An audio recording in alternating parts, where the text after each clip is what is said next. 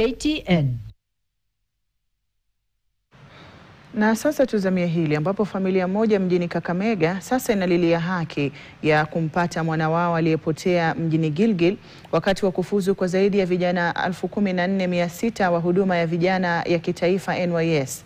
Jen Njeri, mamake Joseph Kangara, anasema aliondoka na mwanawe kwenda Gilgil kwa hafla hiyo ya tarehe 28 Agosti kabla ya mwanawe kupotelea uwanjani humo asionekane tena. Kulingana na Njeri, huenda mwanawe alitekwa nyara kutokana na kelele zilizoshamiri uwanjani humo katika hafla iliyoongozwa na Rais William Ruto, huku akisema mama aliyemchukua mwanawe uwanjani alivalia sare ya kijeshi na kofia nyekundu kichwani.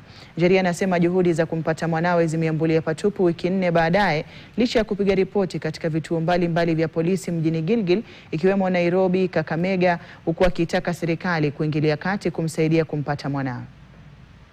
Nimekaa Gilgil 2 weeks 3 days nikizunguka usiku na mchana nikitafuta huyo mtoto. Niliporudi Gilgil wakaniambia wajapata mtoto niwapatie picha, nikawapatia picha yangu ya mtoto. Nikaenda nikawapatia, nikawacha hapo, wakaniambia watatuma signal Kenya mzima penye mtoto wako watampata alafu watanipigia simu. Nimeenda Gilgil mpaka hospitali, nimezunguka wards zote, sijaweza kupata mtoto. Sasa nikidhani serikali pia kama huyo kijana anaweza kuwa kwa mikono yenu, mnaweza kuniwachilia mtoto wangu tu, juu mtoto wangu atajui hizo vitu. Ni kijana mzuri, kijana mpole katika hii area. Amekuwa nikiona. Na vile nilipata habari ya kwamba alienda Gilgil bus out ya kijana yao na akapotea, mpaka wa leo nimesitikika sana.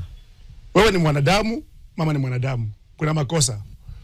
Yote ambako naye msamee. Wacha mtoto arudi nyumbani, mama awe na amani.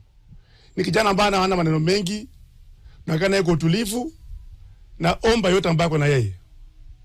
Please, mregeshe nyumbani na itakuwa sawa kwa sisi. Hai.